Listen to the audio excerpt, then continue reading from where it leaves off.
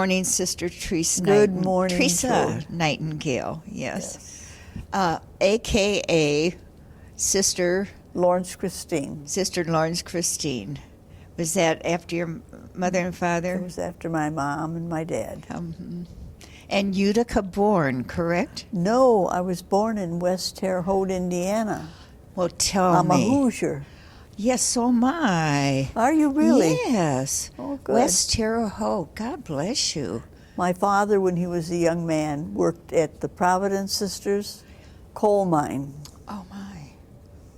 And I had them in school, too. Yeah. Well, we have more in common than... Yeah, Yeah. we thought. So what brought your father up north to Michigan? Well, I guess I did because I was the beginning of the family and he needed more money. And so he moved, he didn't move, he went up north to Detroit to get a job, and he'd send the money back to my mother in West Terre Haute. And she was living with her parents at the time. And he worked in the automobile industry for years and years and years. He made Hudson cars. Oh, my. So. And then from that, he went to the Navy Ordnance Plant. They closed Hudson's during the war, and he was working with the Navy in Centerline, which is between Detroit and Utica. So when he moved the family up to Michigan, you landed where?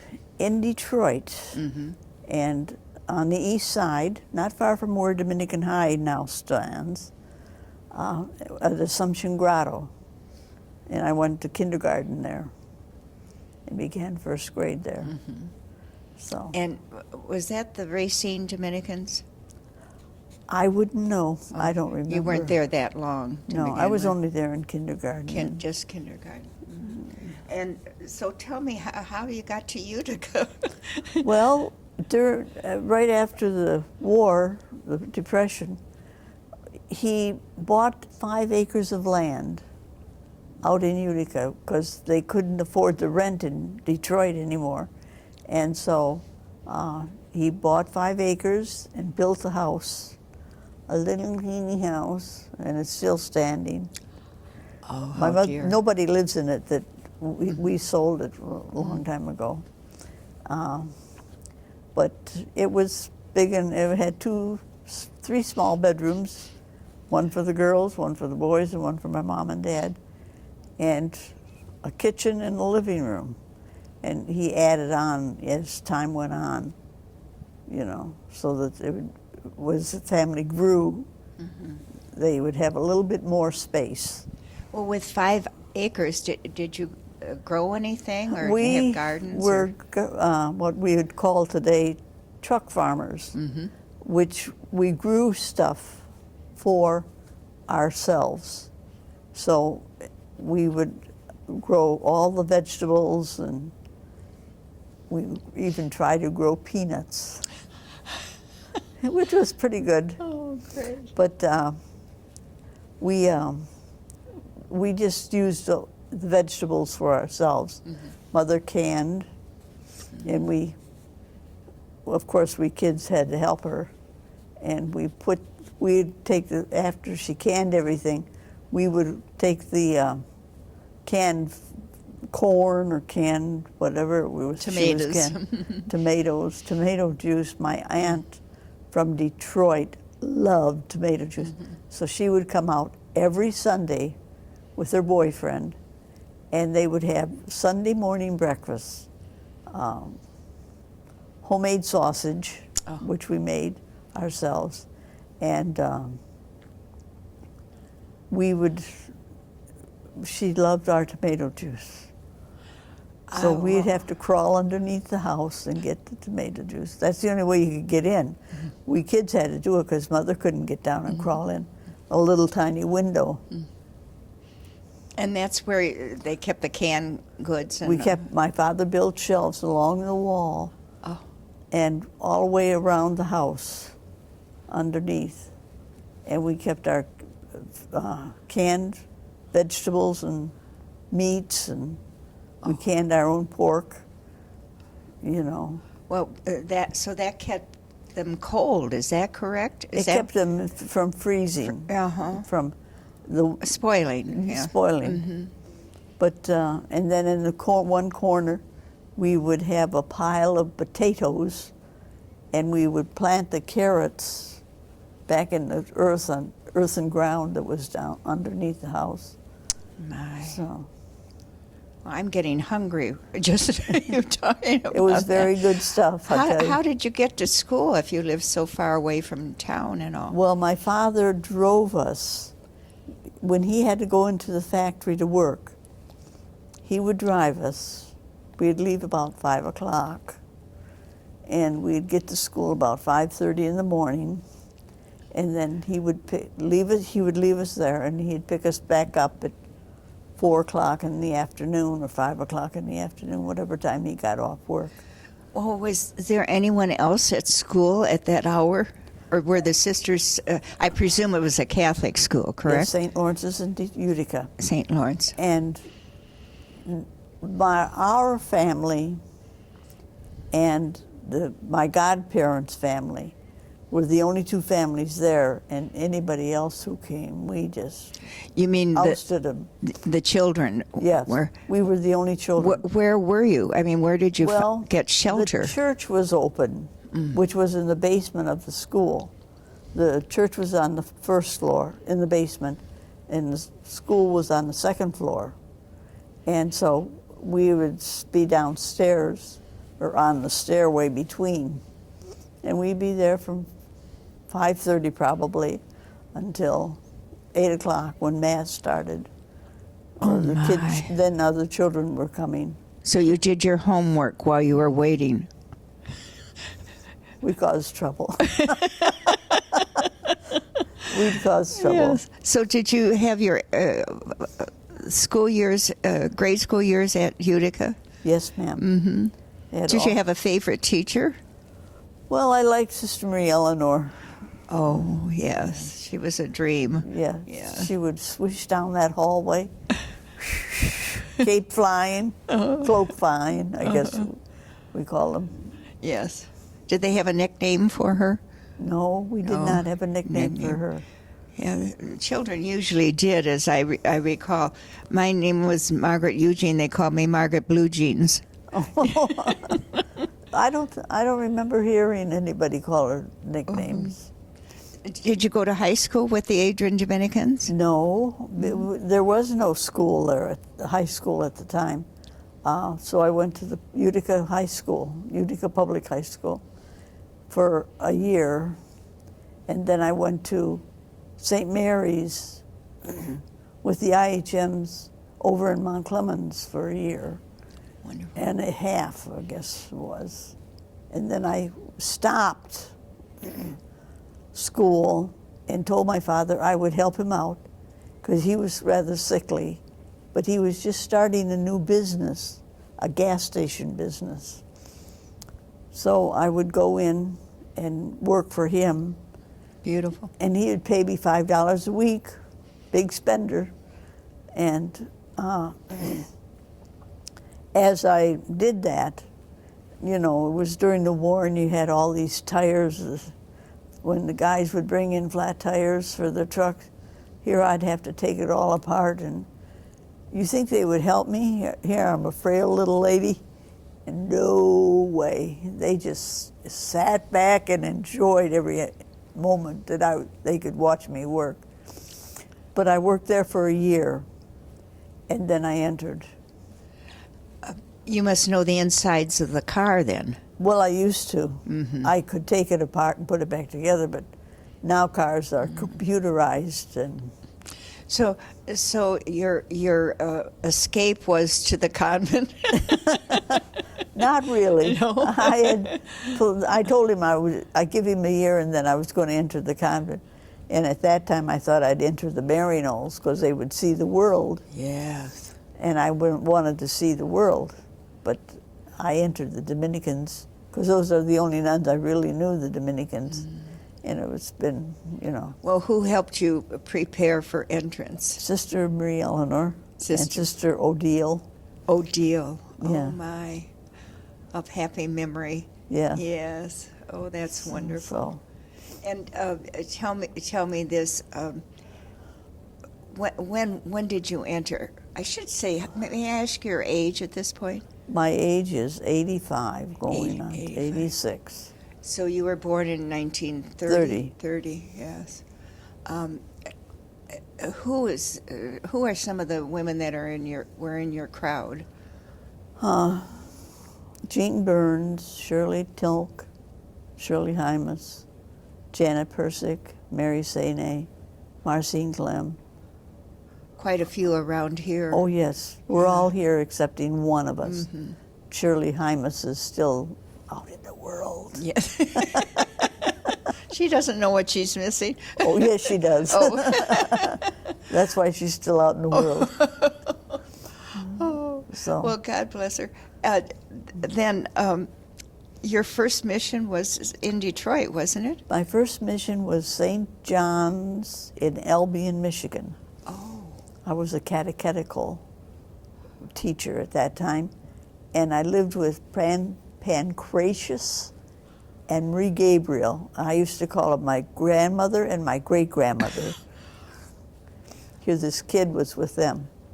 And so I taught there for almost a half a year, and they needed a teacher in Toledo. Mm-hmm. So I went down to Toledo, Ohio, and started my school teaching year. Is that Blessed Sacrament? Blessed Sacrament. Mm-hmm.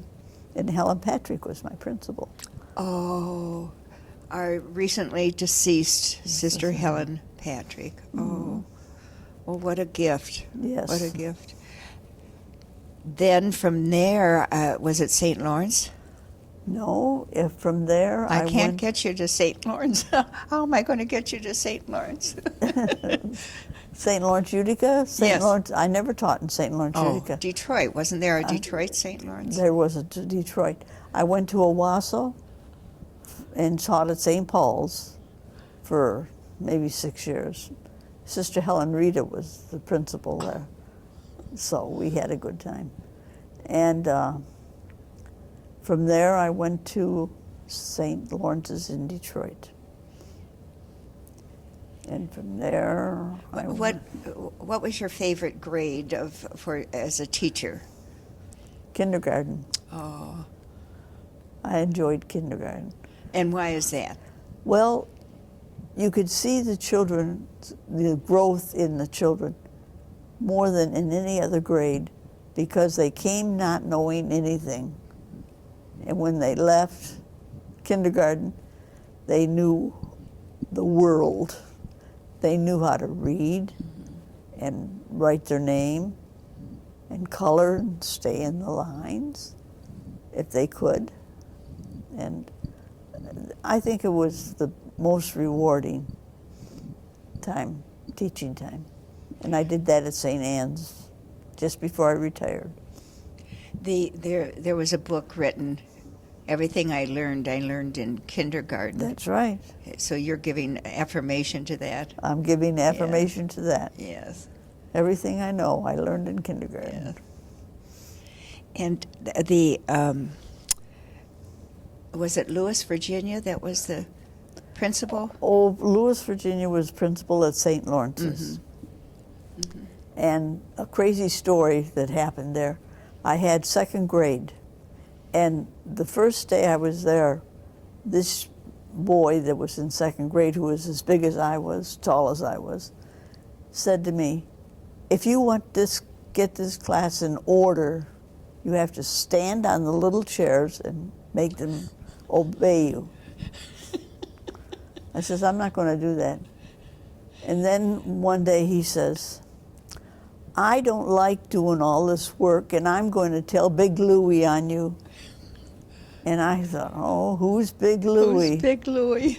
Big Louie must have been a mobster, because that was the kind of kid he was. And so I said, well, who's Big Louie? And he says, you know that lady that sits down there in the hall, in the office? I said, you mean Sister Lewis, Virginia? He says, yes, she's Big Louie. Second grade. Second grade. Oh my gosh. Oh. I could understand that in this decade, but I mean that had to be in the 50s. It was probably, yeah. Oh my lordy. But he just knew Big Louie. Oh boy, I'd wonder what where he is today and what I do he's doing. too. I wonder if he's in the mob in Detroit. Who knows? I don't know. I haven't seen. Now, the little I know about your life, Theresa, I have a sense that you could give anyone the royal tour of Florida. You have been at so many places in Florida. I have been in a lot of places in Florida. Such as? Vero Beach I started out with, and I taught in the school part-time, and I did census of the island. What do you mean island? Well, Vero Beach consists of a piece of land that runs in the Atlantic Ocean, separated from the Atlantic Ocean by a piece of land and the St. Lucie River. Oh my. And the river is quite wide. It's like the Jordan River. Mm-hmm. I think the Jordan River is small, but it's wide. And I took the census from one end of the county to the other end of the county. And it was quite interesting. And I worked in the school with children that would come for special help, whether they were gifted and needed to have a little exercise in stronger activities or broaden their vision, or if they were behind and needed remedial work, I could do that too. Were you in the habit when you took the census? Yes, I was. Did you need to wear a cloak?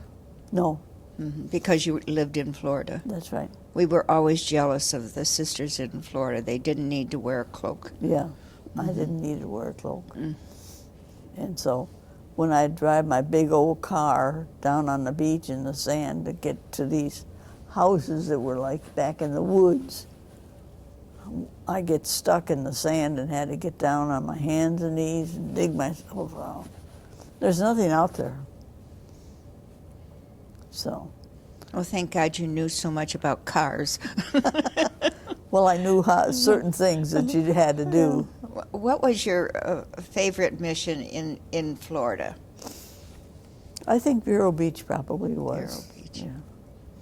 Because weren't you at Lake Worth and?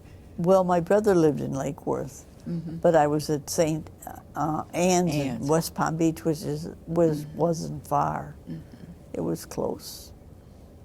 And also, you were in West Palm. Well, that was West Palm. Orlando. Orlando, Tallahassee, Port Charlotte. What was it like living next to Disneyland in Orlando? Well, you had lots of company because it was just starting up, you know. And it was nice because on Sunday night we could go down and watch the fireworks and listen to the band. So we'd go to drive in. You didn't have to pay for parking in those days, and you could go in and listen to the bands or whatever they had, and then watch the fireworks. Just lay out in a lounge chair and watch the fireworks. Was Disney World open at that time, or just starting? It was to be just built? open. It was just opened. 'Cause when I was in Vero Beach when it was just being built, and then we moved to Orlando, to St. James School. And who was your superior there? Sister June Mary. Sister June Mary, the sister with whom you live now, right? That's right. Yeah. Was that the first time you had worked with her, or ministered with her? No, I worked with her in Vero Beach was my first time. And then in Tallahassee, she taught second grade to get back in with the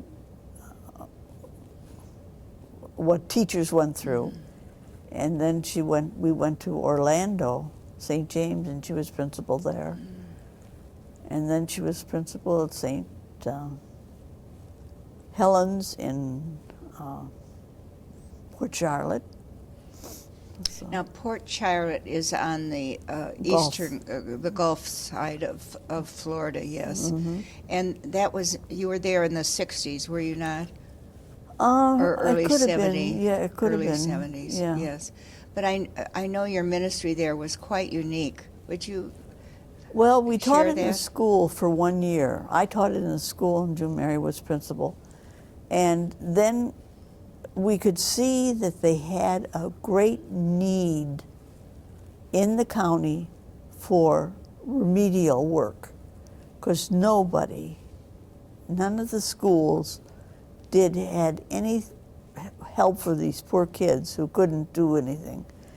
And so we decided we would open a clinic for the children who needed extra help, whether they needed extra help because they were falling behind or if they were ahead. We could advance them some things that they needed. Did you do that in a school or did Oh, no. no? We did that. We did that we lived in a house that had a 2-car garage, and we opened the garage, made it into 2 little classrooms, and taught in those 2 little classrooms.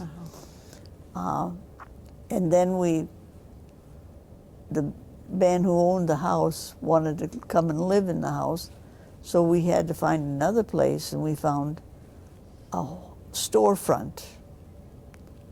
And we took the storefront room, it's probably about as big as this room here, and divided it up, built walls, and set it up as 2 little private rooms where we each could teach and not disturb each other. And we worked there for 6 years, I think. Well, I want to know, how did you do that financially? Because you weren't working as a, full-time teacher. We weren't working for the church. And or- nobody was giving you Nobody a was giving stipend. us a stipend. We survived on baking cakes, decorating cakes, and I mowed the lawns and did some housekeeping work every week. So that's how we survived. And a man whose son we were teaching seemed to come through just in the nick of time For what? for anything we needed. Wow. Like And that's- rent? Like rent? Like rent or food or a new lawnmower, Oh, my. Well, you're eternally grateful to him, I'm sure. Yes, we are. And I think he was part of the mafia, to tell you the truth. But anyway, Big Louie. he was a good guy. He was good. And his son, and they moved back to Germany. So, But how did he have a connection with you? with helping his son. Oh. And he was the first young man that we took in, because the mother came and she says, that's what gave us the idea to start the clinic, because there was a need for it.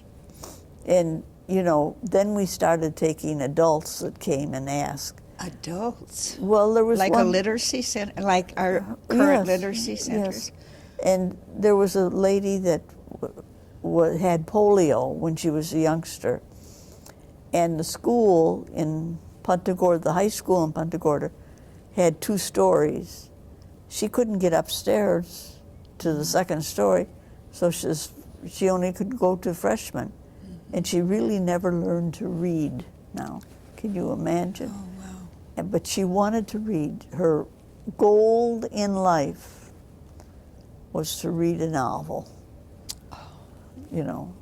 But so she came in, and other ladies and gentlemen came.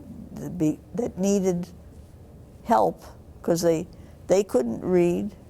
I can't, it's hard to imagine adults that can't read or do math, couldn't envision math. So, wasn't there a gentleman who came to you who had built a swimming pool? yes, in the wrong dimensions. And he lost a lot of money for his work boss. What do you mean? How was that mistake made? Well, he couldn't read, and therefore he read the directions wrong, the measurements wrong, and built a nice large pool. Man didn't care. He didn't have to pay for it, I don't think, because it was their mistake. And so... And it didn't fit in the yard. I don't think so. Now, my sense is, knowing a little bit about your life, Theresa, that you never became a medical missionary to see the world, but you became a Dominican and saw the world. I did. From what I understand, as teachers in Florida, you had to get summer classes in so that you can keep your certificate up, right? That's right. And how did you do that? Sister June Mary and I traveled Europe and the world as far as I was concerned. And Did you get to Spain and or Portugal? We got to Spain, Portugal, Germany, Australia, Austria, the Netherlands. The Holy Land? The Holy Land, Italy. I guess that. If you could return to one of those beautiful countries, where would you want to go? The Holy Land. I thought sure I would go back. Knowing me, quit my work and go back. But I never did. I just wanted to go over there and live for a year and absorb more than what we could absorb. Because we'd go on the tours in the morning, and then in the afternoon we'd do our walking tours of ourselves, by ourselves. So, the scriptures must mean a great deal to you, especially at this time of year. Yes, they do. They give you a different slant. When you say that Jesus has taken his cross and walking up the stairs. The stairs are about this high, but they have a large platform and then to get up, or to know that where Jesus was. The Garden of Gethsemane. Yes, that's very, very moving. Well, God bless you. Tell me this. There's a story about June Mary and the Henry Ford Hospital that I would love. Wasn't she born in the Henry Ford Hospital? Oh, yes. Let's tell that story so that your brothers, you have one living brother and how many? 2 sisters. 2 sisters living, but you had 5 brothers, didn't you? Yes. Yes. God bless you. Henry Ford had a private hospital up above a drugstore in Royal Oak. And June Mary's father worked for Henry Ford, and they were close. And so when it came time for June Mary's mother to give birth, he said, use my hospital. So he had his doctors and nurses come in, and she was born in this room up above the drugstore. Anyway. I wonder if it still exists. Well, no, because it turned into a florist at one point. Then it turned into a restaurant. So they have dining tables up there now. Well, someday you and June Mary should go to that spot and put up a plaque. We know who was born here. Yes. Yes. That would be interesting. Yes. Are there any words of wisdom you would like to give to the young sisters in our community?